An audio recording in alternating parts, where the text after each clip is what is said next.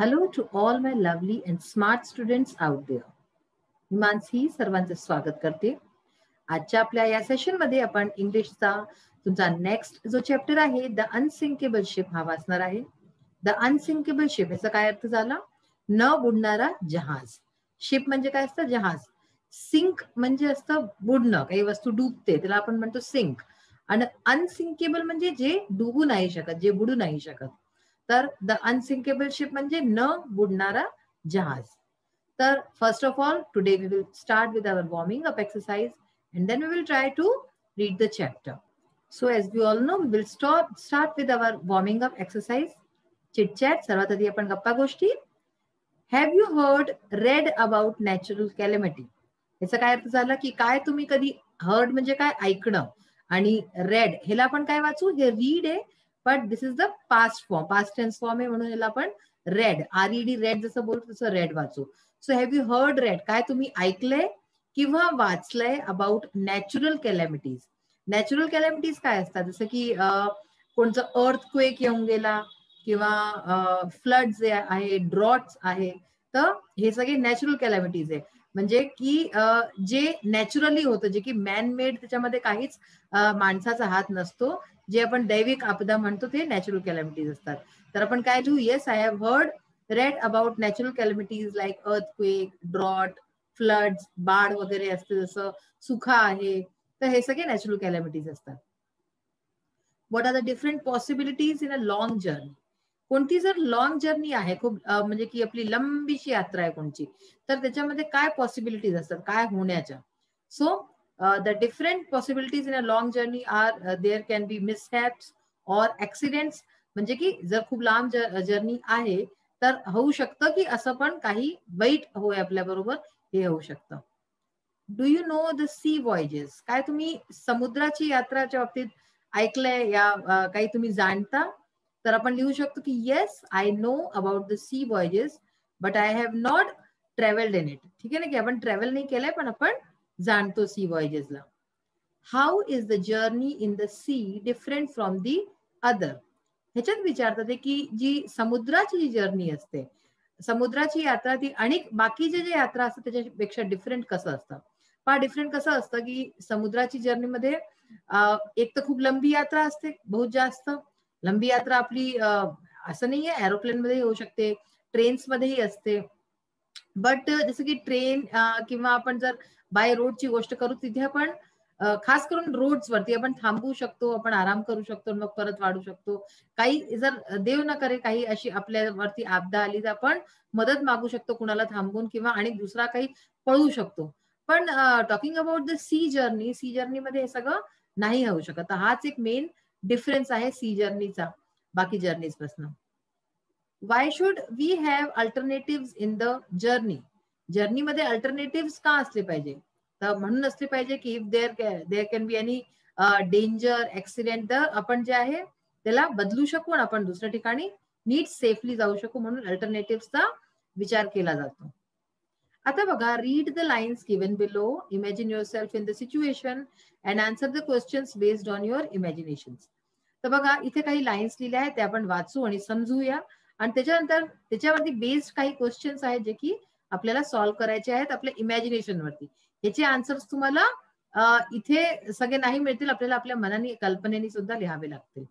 तर बघा, after the games practice my friends and I वर हंग्री. तर गेम्सच्या प्रॅक्टिस नंतर मी आणि माझे मित्र आम्ही सगळे हंग्री होतो, आम्ही भुके होतो. म्हणजे होतं ना की आपण खूप एक्सरसाइज करा, डान्स करा, तर आपल्याला भूक लागते, तर तसंच प्रकारे गेम्स प्रॅक्टिस नंतर या लोकांना भूक लागली. We decided to go to a snacks outlet on the 3rd floor in a huge 6 storied mall. तर आम्ही काय डिसाईड केलं की आम्ही जे आहे एक स्नॅक्सच्या आउटलेट वरती जाऊ, जे की 3ऱ्या फ्लोर वरती होतं, 3rd फ्लोर वरती ना ह्यूज 6 स्टोरीड मॉल, खूप मोठा 6 स्टोरीचा मॉल होता. तर तिथे हे लोकांनी सोचलं की तिथे जाऊन स्नॅक्स खाऊया आपण 3ऱ्या फ्लोर वरती जाऊन, ऑन द वे, जे की त्यांच्या रस्त्यात होतं. Just as we paid our bill and were about to leave, there was a ear shattering blast. आणि जेव्हा जसं आम्ही खाऊन आणि बिल पे करून बाहेर जायला निघालोच होतो, आम्ही सोडणारच होतो जागा. तसंच एक खूप मोठा इयर शॅटरिंग ब्लास्ट, म्हणजे खूप मोठ्या ब्लास्टची आवाज आली, धमाक्याची आवाज, ज्याने की आमचे कानही म्हणतात ना, कानचे पडदे फाटून गेले. A loud explosion on the first floor. तर पहिल्या मंजिलीवरती, फर्स्ट फ्लोर वरती खूप मोठा एक्सप्लोजन झाला होता. तर आता ह्याच्याशीच रिलेटेड काही क्वेश्चन आहेत जे की आपल्याला बनवून आन्सर्स त्याचे लिहायचे. What was your first reaction? तुमचा पहिला रिएक्शन काय असेल अशा वेळी? How did the public panic? जे पब्लिक होते तिथे, लोक जे होते ते कसे पॅनिक करत होते? What did some alert sensible people do? अशा वेळेला काही लोक असेही असतात जे पॅनिक करतात आणि इकडे तिकडे आरडाओरडा धावाधावी करतात, आणि काही लोक असतात सेन्सिबल असतात जे की आपल्या डोक्यांनी विचार घेतात. तर ह्याच्यात प्रश्न आहे की अशा प्रकारच्या लोकांनी काय केलं? What was the damage and danger? Damage काय झालं, काय गोष्टी नष्ट झाल्या, आणि डेंजर काय होतं, खतरा काय होता याच्यात? हू केम टू द रेस्क्यू? वाचवायला कोण आलं? रेस्क्यू म्हणजे काय? वाचवणं. वाचवाय करता कोण आलं तिथे? हाऊ मेनी वर इंजर्ड अँड किल्ड? किती लोक इंजर्ड झाले, किती लोकांना चोट लागली, आणि किती लोक मारले गेले? What effect did the instance leave on your mind? तुमच्या हृदयावरती, तुमच्या मनावरती या गोष्टीचा काय प्रभाव पडला?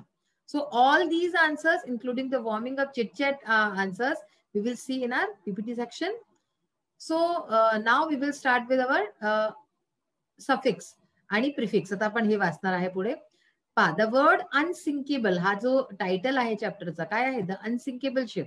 तर अनसिंकेबल हा जो शब्द आहे ह्याचा prefix as well as suffix. तर ह्याच्यामध्ये प्रिफिक्स पण आहे आणि सफिक्स पण आहे. The root base word is sink. जो रूट वर्ड आहे तो काय आहे? सिंक, है ना. आणि त्याच्यामध्ये अन हा प्रिफिक्स लागला आणि एबल हा सफिक्स लागला. तर दोन्ही शब्द ह्याच्यात लागले, प्रिफिक्स आणि suffix. Give the root words of the following. अशाच प्रकारे इथे काही शब्द दिले, त्यांचेही रूट वर्ड सांगायचे. जसे की अनकम्फर्टेबल, त्याचं काय होईल? कम्फर्ट. अनहॅपीनेस, हॅपी. इनसिक्युरिटी, त्याचं काय होईल? सिक्युअर. इनअॅक्युरेसीचं काय होईल? अॅक्युरेट. अजून पहा, इंडिपेंडन्सचं डिपेंड. ईमेलरचं mail. Unloosen loose. Disability able. Disappearance appear. Unfriendly friend. Interactive act. मिसअंडरस्टँडिंगचं अंडरस्टँड. तर हे सगळे असे ज्याचे रूट वर्ड्स होते ते आपण जाणले. हे आता नेक्स्ट बघा, write 2 words each with the following prefixes. इथे काही प्रिफिक्स दिले आहेत, त्याच्याशी आपल्याला 2-2 शब्द बनवायचे. जसं की अँटी. तर अँटीचं काय होऊ शकतं? Antibody, anti allergic. डिसचं डिस्कम्फर्ट, डिससॅटिस्फाईड. नॉनचं नॉन व्हायलेन्स, नॉन इंग्लिश. रीचं रिकन्सिडर आणि रिकन्स्ट्रक्ट, अशा प्रकारे होऊ शकतं. अशाच प्रकारे write 2 words each with the following suffixes. इथे काही सफिक्सेस सुद्धा दिलेले आहेत. फुल, फुलचं काय होईल? Wonderful, cheerful, OUS. तर सफिक्स म्हणजे काय? जो शब्दाच्या अंतमध्ये लागतं. प्रिफिक्स म्हणजे जे आधी लागतं. तर ह्याचं काय होईल? जॉयस. आणि अशाच प्रकारे अनेक शब्द होतील. लेसचं केअरलेस, सेल्फलेस, आणि LY तर हॅपीली, मॅरीली. हे सगळे शब्द अशा प्रकारे होऊ शकतात सफिक्स आणि प्रिफिक्स लावून. आता आपला जो चॅप्टर आहे द अनसिंकेबल शिप. मुलांना तुम्ही जरूर फिल्म एक आली होती द टायटॅनिक. टायटॅनिक नावाची एक फिल्म आली होती, ती तुम्ही जरूर बघितली असेल. जर नसेल बघितली तर ती एकदा बघा. खूप सुंदर फिल्म होती, खूपच छान. आणि ती फिल्म याच कहाणीबद्दल आहे. टायटॅनिक शिप जी होती, खूप मोठी शिप होती, आणि कशा प्रकारे त्याच्यात जे आहे हजारो लोक होते, आणि ती शिप जी आहे कशी बुडली, जहाज जो होता तो बुडला, आणि त्याच्यात किती जे आहे लॉस झालाय, या सगळ्याच वरती ती फिल्म होती, आणि त्याच्याच वरती ही कहाणी पण आहे आपली द अनसिंकेबल शिप. म्हणजे so this story is all about the ship Titanic. ही टायटॅनिक जी शिप होती त्याच्याच बाबतीत ही कहाणी आहे, की कशा प्रकारे, केव्हा ती निघाली, काय झालं त्याच्यामध्ये, ऍक्च्युअल मध्ये काय झालं होतं, आईसबर्गशी ती जे क्लॅश झाली, आणि कसं किती नुकसान झाला. So we will start to read this chapter in the next session. Today we will see the warm up exercise and question answers. तर बघा, आपण स्टार्ट करूया आपल्या चिटचॅटच्या क्वेश्चन आन्सर्स पासून. Have you read about natural calamity? Yes, I have heard about the natural calamities like earthquake, drought, floods, etc. तर म्हणजे हो, मी ऐकलं आहे नॅचरल कॅलॅमिटीजच्या बाबतीत, जसे की अर्थक्वेक झाले, आणि अर्थक्वेक म्हणजे काय? भूकंप. ड्रॉट म्हणजे सुका, फ्लड्स म्हणजे बाढ. तर असे सगळे मी नॅचरल कॅलॅमिटीजच्या बाबतीत ऐकलंय. What are the different possibilities in a long journey. एका लंब्या यात्रेमध्ये काय पॉसिबिलिटीज असतात, काय होणं शक्य आहे. In a long journey some unexpected things are possible. तर काही अनएक्सपेक्टेड वस्तू होऊ शकतात जे की आपण नाही सोचत कधी. Like accidents, breakdown on the way, रस्त्यामध्ये काही ब्रेकडाऊन होऊन जाय, शिपरॅक एटसेट्रा. जसं की ही कहाणी जी आहे आपली ही शिपरॅक वरती आहे, तर म्हणून शिपरॅक. तर हे सगळं लांब जे लॉंग जर्नी असते त्याच्यामध्ये होऊ शकतं. Do you know the sea voyages? Yes, I know what is sea voyage. तर हो, मला माहितीये की सी वॉयज काय आहे. How is the journey in the sea different from the other? जी समुद्राची जर्नी असते ती अनेक बाकी यात्रेंपेक्षा कशी वेगळी असते. In other journeys we can expect some relief or help in case of mishaps. तर जे अनेक प्रकारच्या जर्नीज असतात त्याच्यामध्ये जर आपल्या बरोबर देव न करे काही असं अघटित घडलं तर आपण जे आहे हेल्प आपल्याला मिळू शकते. But journey in the sea can be fatal if anything goes wrong there. पण जी समुद्राची जी जर्नी आहे ती फॅटल होऊ शकते, म्हणजे किती फार जास्त दुःखदायी होऊ शकते जर आपल्याला जर काही पण वाईट झालं तर, देव न करे. Why should we have alternative in the journey? जर्नीमध्ये, यात्रेमध्ये आपल्याजवळ अल्टरनेटिव्ह का असले पाहिजे, म्हणजे कोणतं दुसरंही असं काही आपल्याला सोचून ठेवावं लागेल असं का असलं पाहिजे. If there is a breakdown or accident of the vehicles or anything goes wrong in the regular route, we should have some kind of alternative. तर जर जे आहे आपल्या जर्नीमध्ये आपण जिथेही जातोय काही ब्रेकडाऊन झाला, काही ऍक्सिडेंट झाला गाडीचा, काही पण झालं तर जे आपलं रेग्युलर रूट आहे, आपण डेली पण बाहेर निघतो, तो काही देव न करे काही घटे असं, तर आपल्याजवळ काही ना काही अल्टरनेटिव्ह असला पाहिजे आणि असतोच. म्हणजे read the lines given below and imagine yourself in the situation and answer the questions. आपण तो पॅराग्राफ वाचला होता की मॉलमध्ये ते गेले, थर्ड फ्लोर वरती खाऊन पिऊन निघाले आणि कशा प्रकारे एक ब्लास्टची आवाज आली. त्याचवरती काही क्वेश्चन्स आपण वाचले होते. So now we will read the answers also. What was your first reaction? तर पहिला रिएक्शन काय होता आपला? Our immediate reaction was one of shock and then we fled out of the mall. तर आमचा जो पहिला रिएक्शन कधी असं होय, समजा तुम्ही सपोज करा आपल्याला त्या जागी ठेवून पहा, तर काय होईल की आपल्याला खूप मोठा शॉक लागेल, धक्का लागेल आणि मग आपण तिथून मॉल मधनं बाहेर जायचा प्रयत्न करू लवकरात लवकर.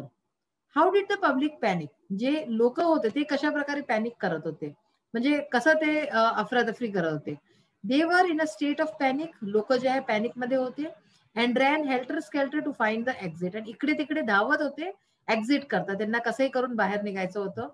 सम वर शाउटिंग अँड क्राईंग हिस्टेरिकली. आणि काही काही लोक तर जोरजोराने ओरडू लागले आणि रडू पण लागले.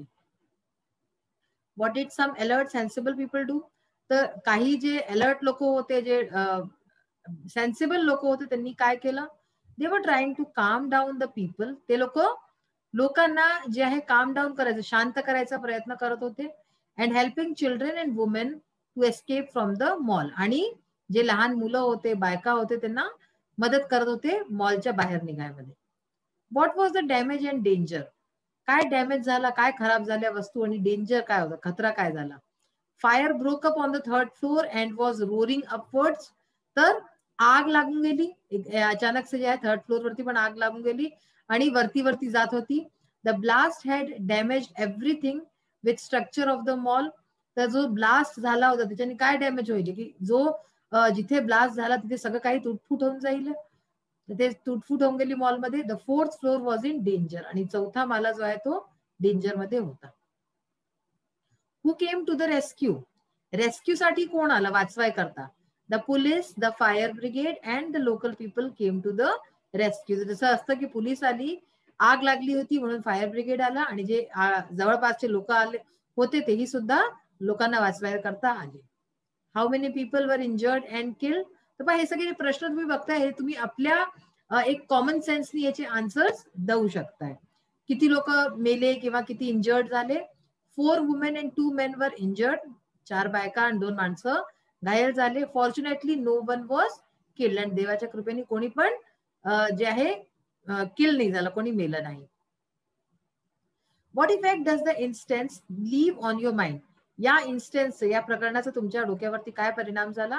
We were shocked and still trembling with fear though we were out of danger. तर आम्ही आता आउट ऑफ डेंजर आहे, सुरक्षित आहोत, तरी पण आम्हाला अजूनही ती घटना आठवण करून आम्ही अजूनही भीतो आणि अजूनही शेक होतो आम्ही.